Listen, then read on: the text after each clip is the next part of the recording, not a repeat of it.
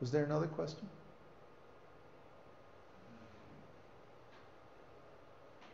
Venus is sometimes associated with the goddess of love, sex life. Is that true? That's Sachi, the wife of Indra. There's a shloka in Srimad Bhagavatam that if you want powerful sex life, worship Indra. So Indra's Shakti, or energy, is Sachi. Sachi means sexy.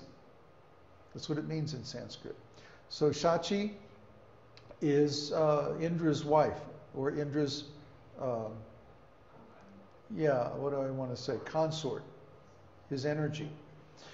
So, yes, but remember, this is a reflection in the material energy of a potency which is originally spiritual.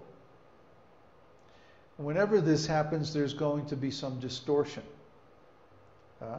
So when this urge to conquer spiritually is reflected in the material world, it becomes Sachi, or Indra's wife, Indra's potency in the demigods, and then Shukracharya.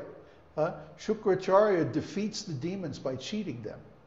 So this sex life, this so-called goddess of love and all this, is actually a cheating process by which we become defeated. It's cheating ourselves. When we enjoy material pleasure, it only increases our attachment to material existence. When we enjoy spiritual pleasure, that brings us out of material and back to the spiritual, natural existence. Another question? So, for example, a person that has a Venus as the main influence, we could say they could be a complete sense enjoyer. Yeah. Or they could be very attractive and sexy. Yeah. Or they could be very into very Brahminical principles.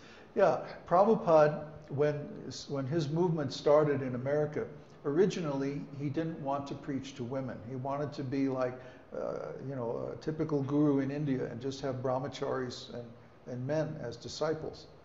But then he saw that politically or socially in America, the women demanded equal role or equal opportunities. So he said, okay, and he engaged them. And sometimes he called them my secret weapons. Because they used their beauty to attract people to Krishna. A woman, when she is properly engaged in Krishna consciousness, can be a very powerful preacher. Okay, so we want this. We want women to engage their beauty and their attractiveness in Krishna's service. Otherwise, they're just a temptation to enjoy the material world, and they are a cause of fall down. So we have to see how everything can be linked with Krishna. And this chart is very important because it shows exactly how we can link different material energies in Krishna's service. Let's go on. For example, Saturn. Saturn is called Shani. Shani is the personality who inhabits the planet Saturn. Saturn is his body. And he's the brother of Yama. Yamaraj, the god of death. So he's a very serious character. Look out. However, the Devata in charge of Saturn is Brahma. Brahma is in charge of creation. Well, creation also means destruction. That which is born also dies. So everything that has a beginning has an end. And the avatar is Kurma. We don't know much about Kurma avatar, but he appears in the very early part of the universe, and he is actually the base of Mount Mandara. Mount Mandara is the golden mountain that all the planetary systems rest upon. And at the top is Satyaloka or Brahmaloka. And at the bottom is the ocean, a Garbhodaka ocean. So the Kurma tortoise swims in the Garbhodaka ocean and carries on his back the Mandara mountain, which, by the way, just happens to scratch an itch that's on his back. So he's an enormous body, and he carries this mountain on his back. And then the demons and the demigods, in the beginning of the universe, they go down there and they wrap the snake of Vasuki around the mountain and use it to churn the ocean. And out of the ocean comes nectar and poison. Nectar means the enjoyment in the mode of goodness, pious activities. And poison means the enjoyment in the mode of ignorance. So Saturn, where does this relate to Saturn? Saturn gives us the facility that we need to create either material or spiritual enjoyment. And he does it by forcing us to be disciplined. Remember, Shani is the brother of Yama, the god of death. God of karmic justice and so on are administered by Yama. So his brother Shani is discipline. Discipline means that we have to do things in an ordered way. Why? Because death is coming. Brother Yama is going to get us sooner or later. So, because the clock is ticking, we have to be disciplined.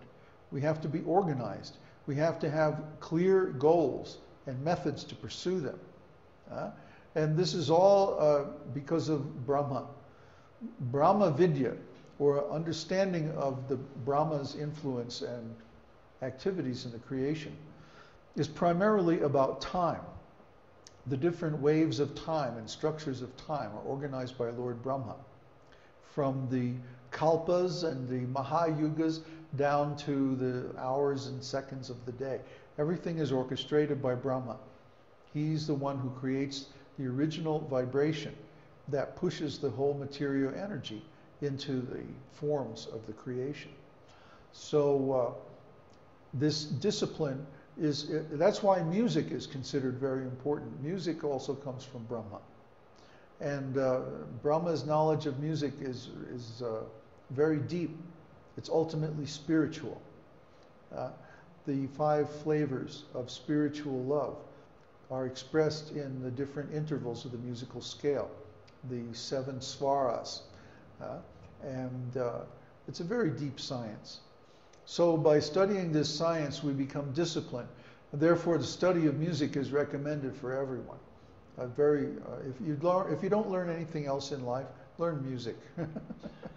Because it'll take you, if you go deep into it, it will take you to God. Yes? Please explain a little more about Saturn period during this. Saturn period? Oh boy. Well, we haven't gotten into the planetary periods yet. But this is one of the most fundamental and powerful concepts of Vedic astrology that we don't find in Western astrology at all. And this is the idea of dashas, or planetary periods. Each of these planets, according to the position of the moon in the birth chart, there's a period of life related to each one of these planets in this order. First comes Sun, Moon, Mars, Mercury, okay, and so on. So this is called Vimshatari Dashas. Vimshatari Dashas based on the position of the moon at the time of birth.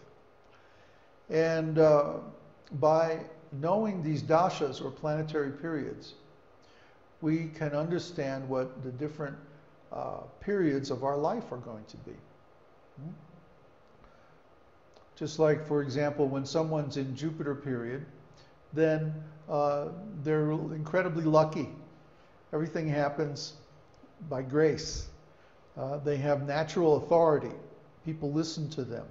People want to follow them because Jupiter is a natural leader, guru. Similarly, when someone's in Saturn period, then, oh boy, all their lessons and all their trials and tribulations come home to roost. So in Saturn period, it's a time of discipline. Frequently we see that in Saturn period someone will join an ashram or take up some spiritual discipline and perform it very regularly. They follow regulative principles, or they do some sadhana which demands a lot of self-discipline. Or they become trained up in some occupation or something like that. Saturn period lasts for a long time, about 27 years, which is how long it takes Saturn to go around the sun. And during that time, one learns all the lessons of life, or is confronted, I should say, with all the lessons of life. And whether or not they learn them is up to them. Okay? But to be successful in life, we have to learn these lessons. And Saturn does us the favor of presenting us with all of our lessons